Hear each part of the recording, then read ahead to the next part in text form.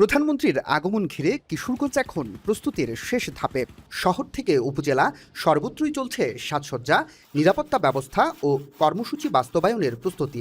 প্রধানমন্ত্রী হিসাবে দায়িত্বভার গ্রহণের পর কিশোরগঞ্জে এটি তারেক রহমানের প্রথম সফর। তাই এই সফরকে ঘিরে রাজনৈতিক গুরুত্বের পাশাপাশি স্থানীয় মানুষের মধ্যেও রয়েছে বাড়তি প্রত্যাশা। বিশেষ করে ফ্যামিলি কার্ড সহ নির্বাচনী প্রতিশ্রুতির সঙ্গে সংশ্লিষ্ট কার্যক্রমের উদ্বোধনকে সামনে রেখে সাধারণ মানুষ বলছেন, প্রধানমন্ত্রীর এই সফর জেলাবাসীর জন্য নতুন সম্ভাবনার বার্তা নিয়ে আসবে। দলীয় প্রধানকে বরণের প্রস্তুতি নিচ্ছেন নেতাকর্মীরাও। বিভিন্ন এলাকায় চলছে প্রস্তুতিমূলক কর্মকাণ্ড।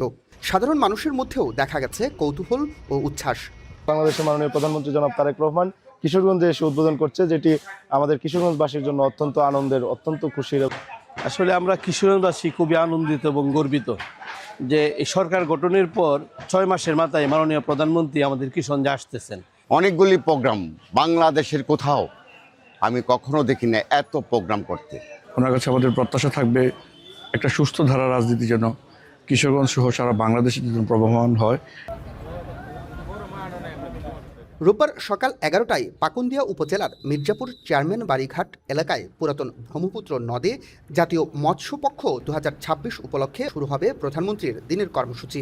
এরপর আচমিতা জর্জ ইনস্টিটিউট মাঠে জাতীয় মৎস্য পক্ষের উদ্বোধন এবং সারা দেশের 14 জন শ্রেষ্ঠ মৎস্য উদ্যোক্তার হাতে স্বর্ণপদক তুলে দেওয়ার কথা রয়েছে। পরে ঐতিহাসিক শোলাকিয়া ঈদগাহ ময়দানে সরকারের নেয়া উন্নয়ন কার্যক্রমের উদ্বোধন এবং জেলা ছাত্রদলের বৃক্ষরোপণ কর্মসূচিতেও অংশ নেবেন প্রধানমন্ত্রী। জেলার পৌরসভার পুরাতন স্টেডিয়াম মাঠে ফ্যামিলি কার্ড বিতরণ, বিভিন্ন অনুদান প্রদান এবং মসজিদের ইমাম মুয়াজ্জিন খাদেম সহ বিভিন্ন ধর্মীয় উপাসনালয়ের কর্মরত ব্যক্তিদের সম্মানী প্রদান কার্যক্রমের উদ্বোধন করার কথা রয়েছে তার। ব্যাপক প্রস্তুতি আছে ইনশাল্লাহ। আমরা ইতিমধ্যে দেখেছি যেহেতু প্রধানমন্ত্রী ওনার নিরাপত্তার ব্যাপারটাও মাথায় রাখতে হবে, তবে নেতাকর্মীরা ব্যাপক প্রস্তুতি নিয়েছে এবং সাধারণ জনগণও মনে হয় রাস্তা থাকবে দুই পাশে। সরকারিভাবে সরকারের যে প্রোগ্রামগুলো আছে সেগুলো বাস্তবায়নের জন্য আমরা প্রশাসনকে সহযোগিতা করে যাচ্ছি। পাশাপাশি প্রতিটা ভেন্যুতে এবং রাস্তায় মোড়ে মোড়ে বিভিন্ন জায়গায় ব্যানার, ফেস্টুন সহ আমাদের নেতাকে বরণ করার জন্য আমাদের নেতাকর্মীরা প্রস্তুতি গ্রহণ করছে।